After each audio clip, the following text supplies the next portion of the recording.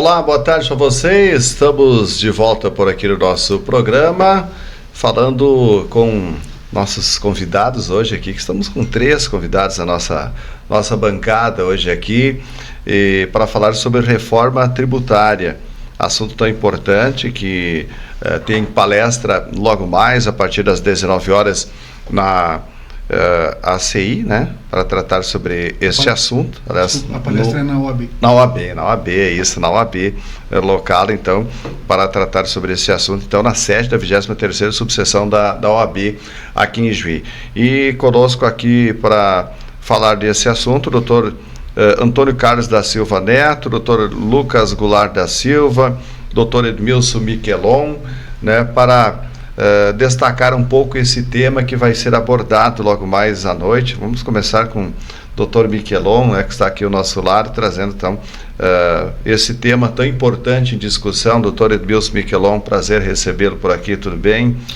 O prazer é meu, estamos muito bem, obrigado, estamos muito satisfeitos e felizes aqui de estar acompanhados dos colegas aqui, do doutor Antônio Carlos, do doutor Lucas. Eu falo em nome da OAB, no sentido de que nós temos como meta divulgar e qualificar nossos colegas, né? Divulgar conhecimentos e qualificar, e a reforma tributária é algo que vai nos impactar para até o fim dos tempos, vamos dizer assim, porque é uma coisa de longo prazo e é um processo que demorou muito tempo e a sociedade precisa. Mas agora, então, salvo engano, nós estamos entrando num processo de reforma tributária, porque ela demorará um tempo para ser inteiramente aplicada, e é muito importante que a sociedade conheça, né, tomando pé disso, em especial aos colegas que atuam nestas demandas, como o colega também, Dr. Lucas, aqui, que atua na assessoria jurídica da Associação Comercial, e com esse propósito nós estamos promovendo, em parceria da 23ª subseção da OAB de Juí, com a Associação Comercial, este primeiro evento, né, a primeira palestra, que com certeza teremos muito nos próximos meses e anos, pois o tema é muito amplo e repercutirá na vida de todos nós, né? Muito bem, vamos ouvir também aqui, estão conosco, doutor Antônio Carlos da Silva Neto, tudo bem? Prazer receber por aqui. Boa tarde, o prazer é todo meu, e estar em Juí é sempre muito bom para mim, muito gratificante. Eu sou natural da cidade, sou nascido e criado em Juí, e minha residência foi fixada em Porto Alegre, enfim, por questões profissionais, mas tenho pais e irmãos aqui, né, e quando recebi o convite para tratarmos desse assunto, né, reforma tributária, o direito tributário é essencialmente a minha área de atuação. Eu sou advogado, sou mestre em direito tributário, sou sócio do escritório Planimec Tributário e Societário em Porto Alegre, e quando me foi formulado o convite para tratar desse assunto aqui, já desde já eu agradeço ao doutor Edmilson Miquelon, doutor Lucas, né, pela deferência, enfim, pela seleção do meu nome para tratar desse assunto, que certamente é um dos mais complexos e dos mais impactantes que nós temos na atualidade no Brasil. Por quê? Porque nós estamos falando de uma grande reforma tributária sobre o consumo, que vai impactar essencialmente todos os negócios, todos os contribuintes, sejam pessoas jurídicas, sejam pessoas físicas, e como bem disse o doutor Edmilson Miquelon, é um processo que está iniciando através da aprovação da emenda constitucional número 132, no final do ano de 2023, que foi agora, está sendo regulamentado por dois projetos de leis complementares, o PLP número 68 e o PLP número 108, que estão tramitando no Congresso Nacional, sofrendo muitas críticas, muitos elogios, né? A gente está tratando de um assunto como é um assunto que realmente vai ter muito impacto, então naturalmente ele sofre muita pressão, né? Muitos setores, segmentos da economia defendendo as alterações que estão sendo implementadas, outros, por outro lado, com críticas bastante contundentes. E, enfim, então fico à disposição. Para mim é uma grande alegria estar aqui em Ijuí, ao lado dos colegas, para tratar desse assunto na palestra que será realizada hoje à noite, na sede da OAB, em parceria com a Associação Comercial e Industrial de Ijuí. Dr. Lucas Goulart da Silva, tudo bem? Tudo bem? Prazer também receber o senhor por aqui. Um prazer aos ouvintes e telespectadores. Sobre a palestra, eu tenho a dizer que fui instigado pelo Dr. Edmilson Miquelon, na pessoa do Dr. Edmilson, através da OAB, como coordenador da Comissão de Direito Empresarial, fui então instigado a trazer esse assunto que vai impactar toda a cadeia, desde jurídica, comercial, industrial, até o próprio profissional liberal. Então, a Comissão de Direito Empresarial, contatamos o Dr. Antônio, advogado, mestre em Direito Tributário, atuante em Porto Alegre, para nos engrandecer e nos trazer todo esse conhecimento. Sabemos que isso é um início desse debate a respeito desse assunto. Pretendemos, ao longo do tempo, debatermos mais, inclusive, sobre a reforma tributária, e então contamos com a presença de todos hoje, lá na sede da OAB, na nova sede da OAB, e então, assim, que a palestra traga, que o Dr. Antônio traga essas informações, nos traga inclusive, não somente explicações, mas nos bote dúvidas na cabeça, porque uma reforma sempre mexe bastante com o que está acontecendo. Então, e é isso que a gente espera da palestra, que nos clareie, mas com certeza não vai nos resolver a questão, porque é uma reforma que está só no começo. Doutor Antônio Carlos e Dr. Lucas são irmãos, né? O senhor está há quanto tempo já longe de Ijuí? Eu já moro, na verdade, há mais tempo em Porto Alegre do que residi em Ijuí. Sim. Eu estou há 22, 23 anos já morando em Porto Alegre. Minha família, eu tenho, minha esposa é natural de Ijuí também. Temos um filho porto-alegrense, mas estamos, por razões familiares e profissionais, tenho muitos amigos, muitos clientes aqui também, além do vínculo familiar com o Ijuí. Então, para mim, é sempre uma grande satisfação voltar e cada vez parece que Ijuí, para mim, vai ficando cada vez mais perto. Sim, muito bem. Bom, doutor, agora como advogado, professor, mestre em Direito Tributário, membro da Comissão Especial de Direito Tributário da OAB-RS, como é que dá para considerar tudo o que envolve a reforma tributária? Como disse o doutor Lucas, deixaram muitas dúvidas na cabeça, e a partir disso, de que forma ele já pode ir provocando essas dúvidas quando se trata em reforma tributária? Pois não.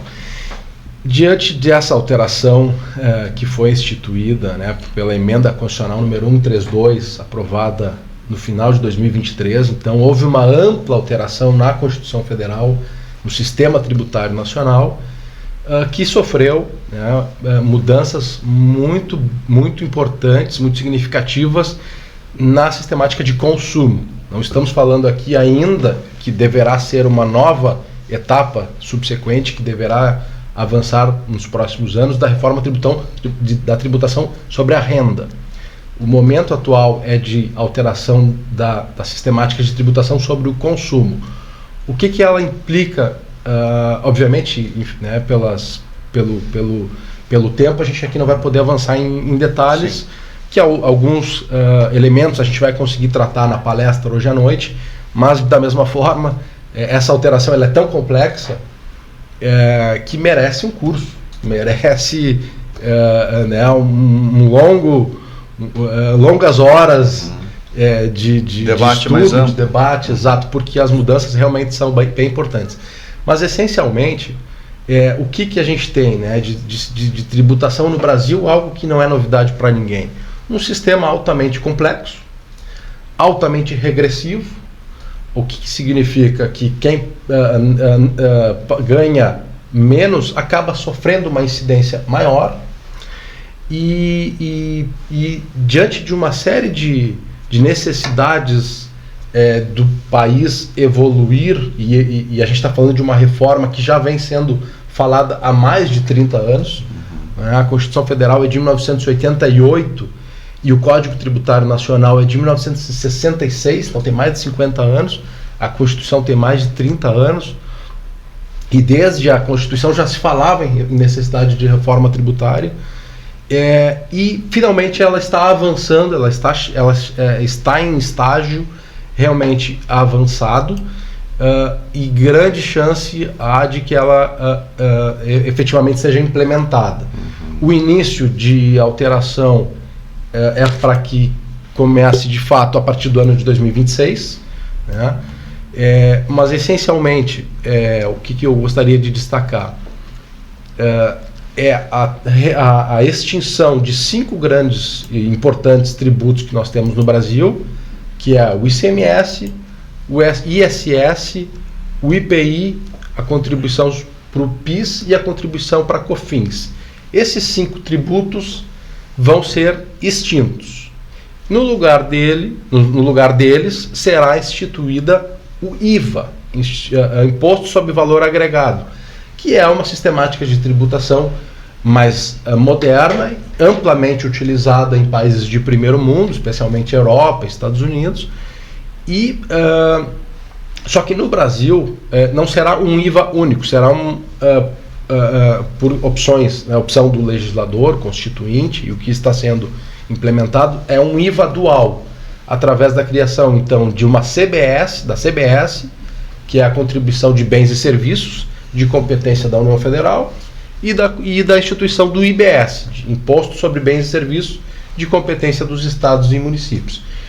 E além disso haverá a criação do IS, Imposto Seletivo, que é uma tributação sobre bens considerados prejudiciais à sociedade de um modo geral, à saúde, ao meio ambiente, né?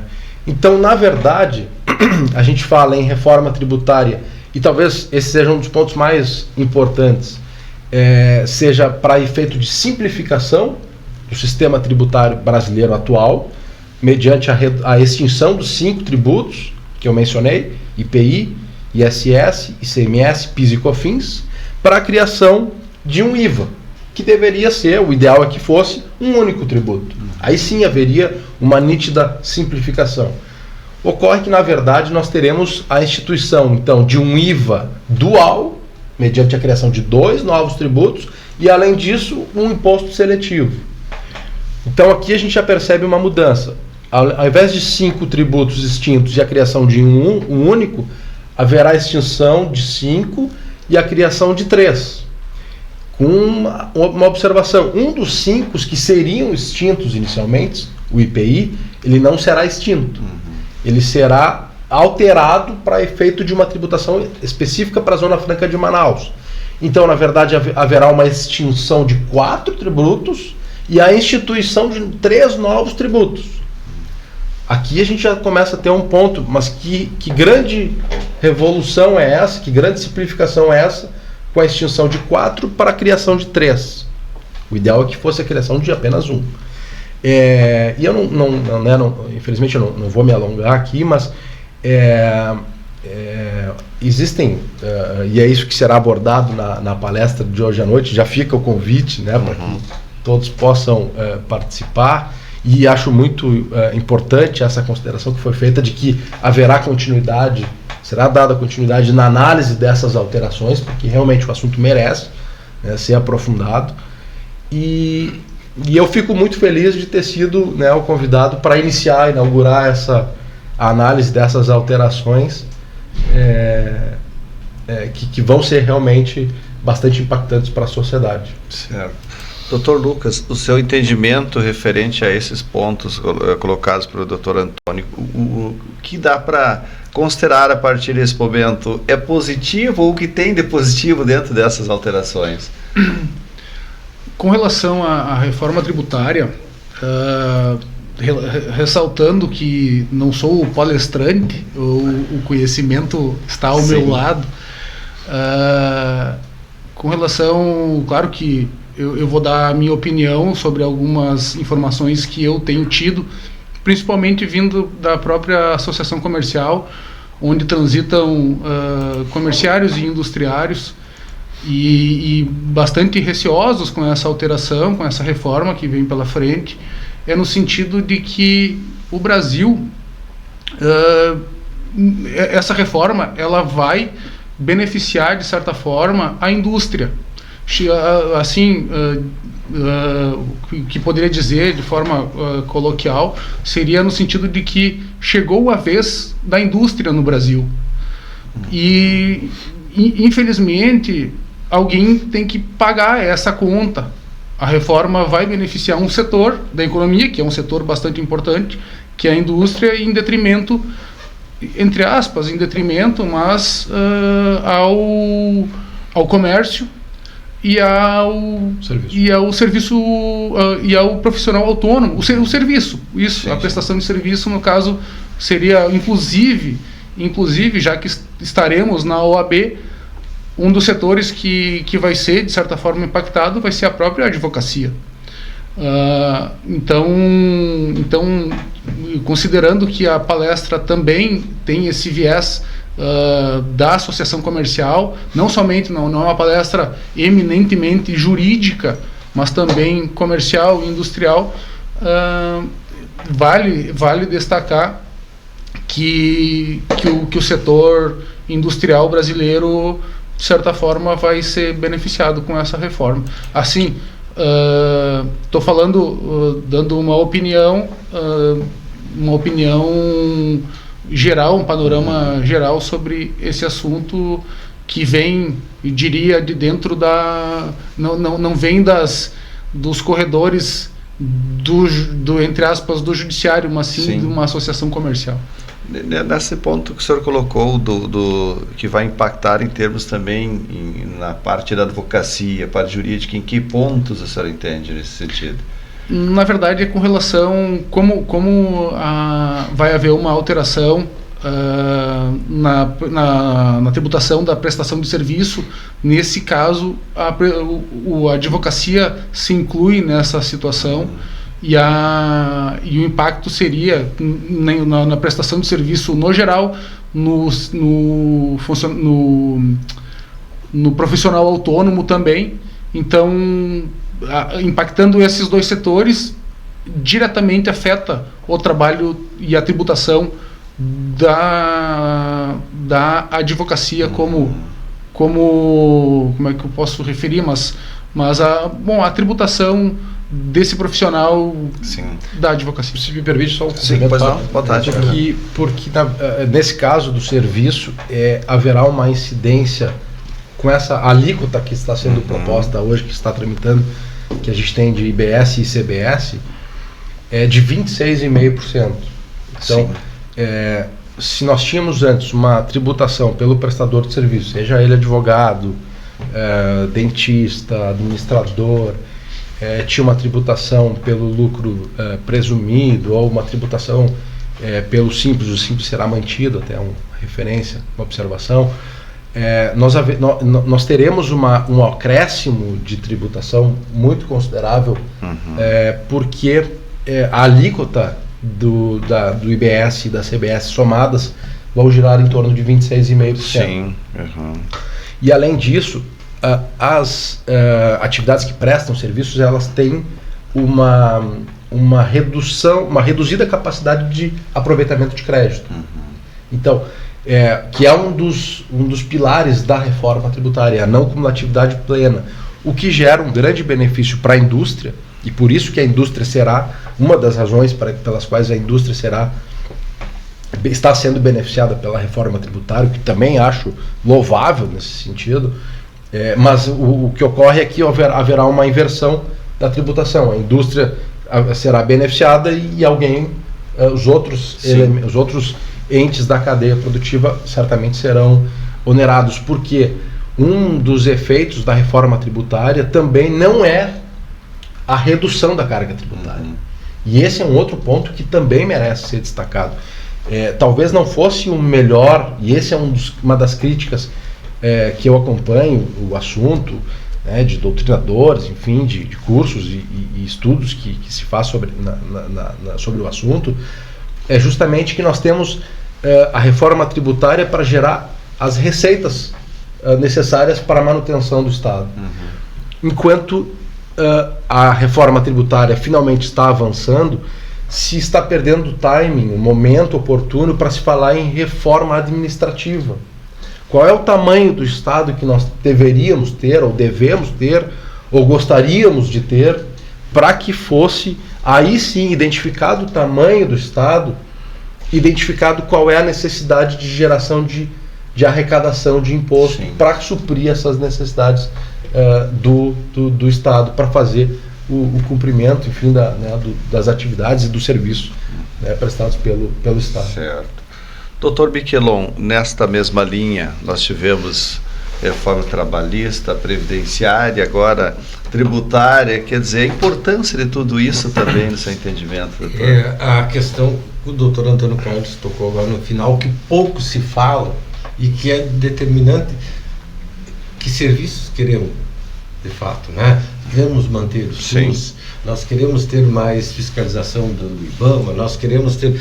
Como é que nós vamos fazer? Qual o regime jurídico para isso? Porque também tem, hoje a gente vê um exemplo, o INSS.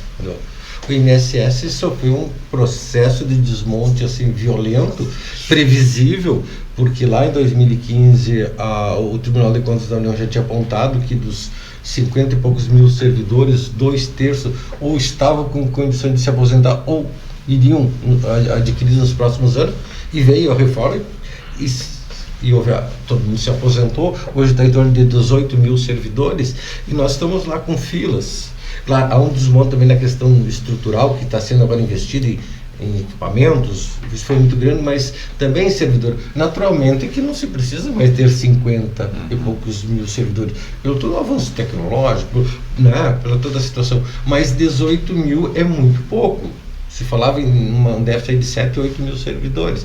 Bom, mas aí os servidores do INSS estão numa greve dizendo que eles querem, não é nem por aumento, é por ser colocado como uma carreira de Estado, como são os fiscais da Receita Federal, no arrecadar, tanto para arrecadação, que na época da Covid, eles foram colocados em casa os servidores para trabalhar com equipamentos de mais alta tecnologia. Os servidores do INSS, muitos tiveram que utilizar dos seus próprios recursos. Então, veja bem, o que o Brasil, o que a nossa sociedade, o que nós queremos? E isso não está sendo debatido, não é? Fala-se de um lado muito em Estado mínimo, nem mínimo nem máximo. Mas o que queremos também? Porque a gente reclama, queremos asfalto, queremos rua, queremos isso, né? E também outra coisa que não se fala, do grande gasto que a gente tem com a dívida pública. Hoje mais de 50% da arrecadação. As pessoas dizem, arrecadamos tanto, onde vai? Bom, também não está se fazendo um debate de forma ampla, como diriam ali na holística, né? Então, isso é algo que se precisa muito. Mas eu gostaria de instigar o nosso colega aqui e aproveitar do coisa, falando do nosso churrasco aqui, doutor Lucas, da advocacia, né?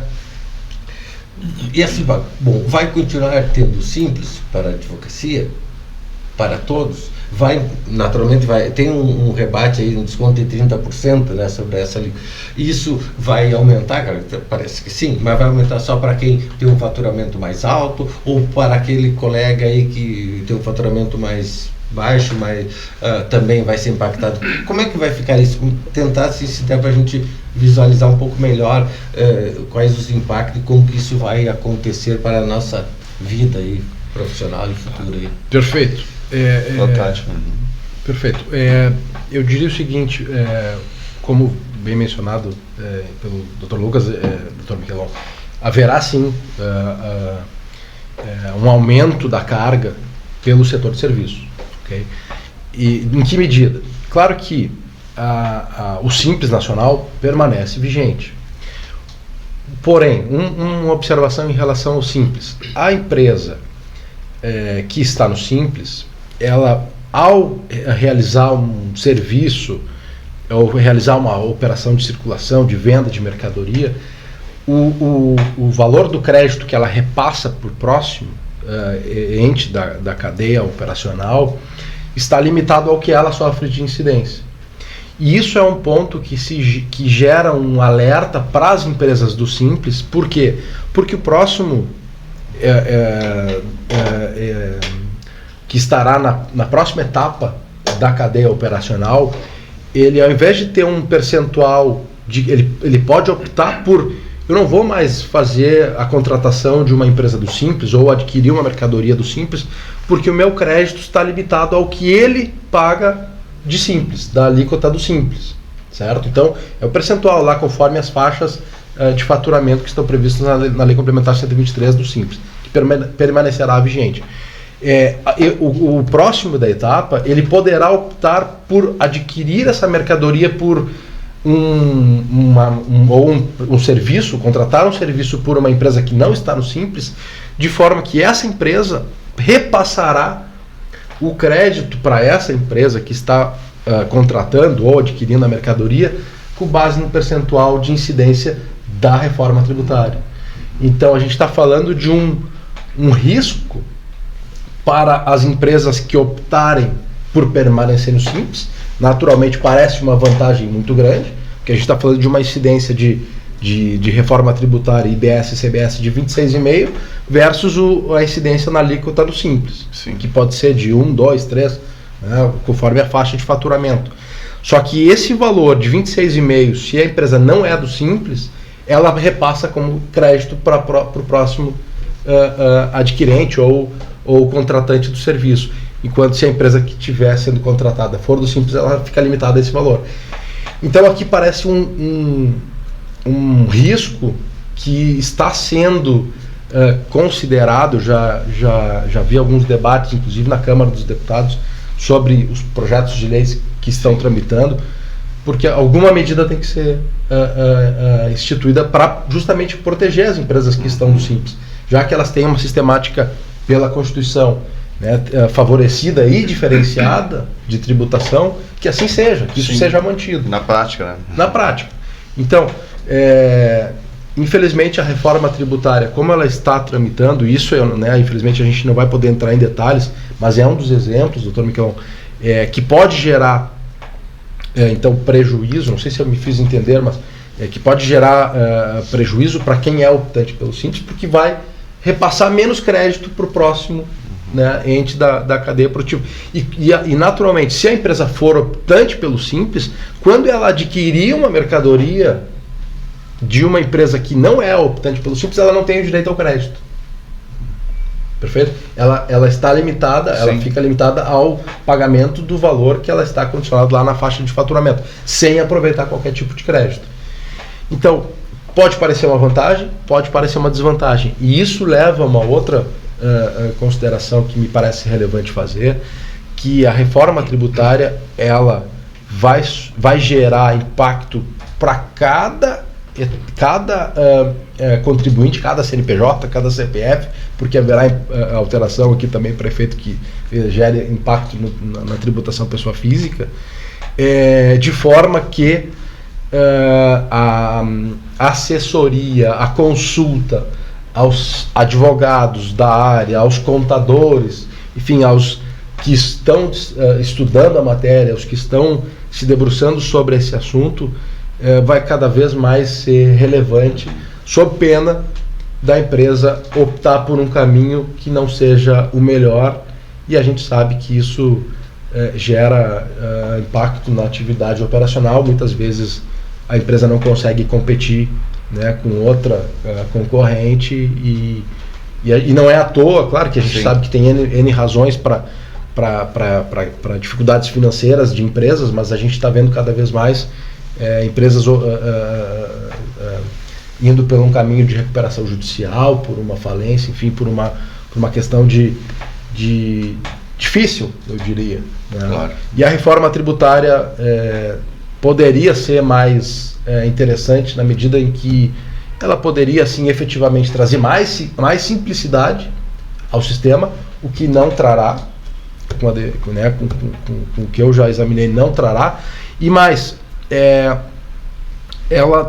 como ela vai entrar em vigor em 2026, para ser implementada efetivamente para efeito de tributação pelos contribuintes em 2033, até o final de 32, implementada para efeito de 2033, os contribuintes terão um aumento de custo de conformidade muito grande, porque eles vão ter que observar a sistemática vigente hoje e a sistemática nova que está sendo implementada, o que, sem sombra de dúvida, vai trazer muita dor de cabeça e insegurança para os contribuintes, né?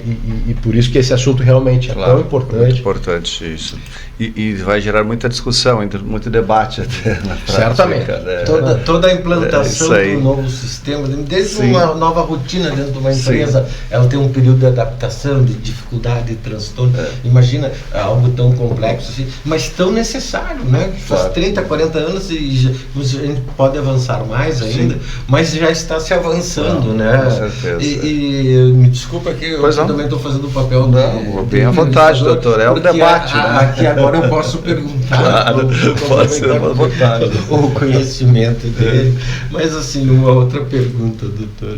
A gente tem ouvido falar bastante, e principalmente o ministro está fazendo, dizer que se busca tributar quem não está pagando, quem não está sendo tributado, porque me parece uma lógica, que se todo mundo pagar, pagaremos menos, pelo menos as lógicas. E isso na prática, essa reforma busca isso também, fechar esses setores, segmentos. Como é que fica isso? De fato, essa é uma consequência que pode ser considerada positiva com a reforma tributária, mas, por outro lado, e eu não estou querendo fazer o papel do contra a alteração, muito pelo contrário, eu acho que nós precisamos realmente de uma medida, né, de uma alteração, como está sendo implementada. Talvez eu tenha ressalvas em relação ao que está sendo feito, mas isso a gente pode discutir mais adiante. Mas o porquê que eu entendo a sua pergunta, doutor Edmilson, na medida em que, a partir da reforma tributária, o que está previsto na emenda constitucional e nos projetos de leis que estão tramitando no Congresso, que basicamente, essencialmente, tudo será tributado.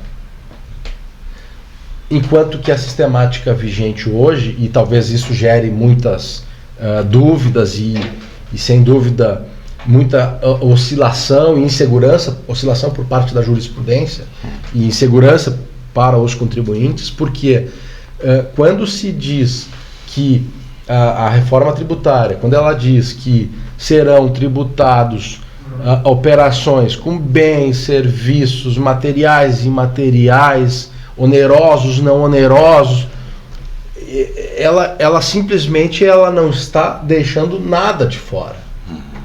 É uma maneira de resolver o problema. Concorda? Na medida em que tudo passa a ser tributado, acaba-se a discussão.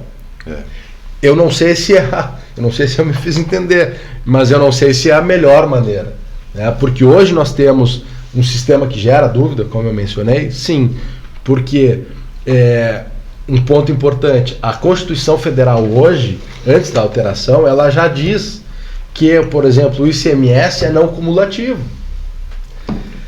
O que acontece? E o que acontece ao longo dos anos? Ficam os contribuintes dizendo que a não cumulatividade do ICMS assegura determinado crédito, e fica o fisco, a Procuradoria, enfim, a Auditoria Fiscal, as Secretarias de Fazenda, dizendo que não, determinada operação não gera crédito. Então, talvez se fosse cumprida, respeitadas as previsões que nós temos hoje, talvez o sistema tributário não fosse tão complexo como ele é, ao ponto que ele chegou hoje. Isso eu estou falando de um exemplo de não cumulatividade de ICMS. Poderia falar não cumulatividade de PIS e COFINS. Sim. O que é insumo para efeito de não cumulatividade de PIS e COFINS? Talvez seja uma das maiores discussões que estão tramitando nos tribunais há muitos anos. Há muitos anos. O Supremo, o STJ, o Supremo Tribunal Federal e o Superior Tribunal de Justiça demoram anos para decidir, tem riscos, receios de se posicionar, e nós ficamos aqui, nós contribuintes, eu me coloco como nós porque eu sou advogado, e do outro lado o fisco, muitas vezes, obviamente, fazendo o seu trabalho porque tem um dever de ofício, né, tentando obedecer o que está na legislação, e isso gera discussões infindáveis e que poderiam talvez serem muito menos impactantes se fossem cumpridos o que está na legislação hoje. Certo. Muito bem, obrigado então, Dr. Antônio Carlos da Silva Neto, Dr. Lucas Goulart da Silva, Dr. Edmilson Miquelon. Importante esse tema, com certeza se a gente seguir discutindo aqui vai muitas horas, né? Vai. Muitas horas que o tema... Eu sei que horas começa a palestra. Não sei que horas termina, né? Mas como depois na sequência vai ter o jogo do Grêmio, não tem problema da gente continuar fazendo a palestra até às 11 da noite. Bem tranquilo. E aqui quem é gremista, quem é Corinthians hoje? Por dever de ofício, eu sou corintiano. Não deve ser fácil a vida do Colorado hoje, né? Torcer pro Corinthians. Torcer pro Corinthians, não é fácil, né? Torcer pro Corinthians hoje aí, doutor. Muito bem. Obrigado, então, doutores, por estar aqui conosco. Uma boa palestra hoje, então. Obrigado. A partir de logo mais, às 19 horas, lá na nova sede da OAB, então, essa importante palestra aí. Obrigado, doutor Lucas, doutor Antônio, doutor Miquelon, aqui conosco falando sobre esse importante assunto.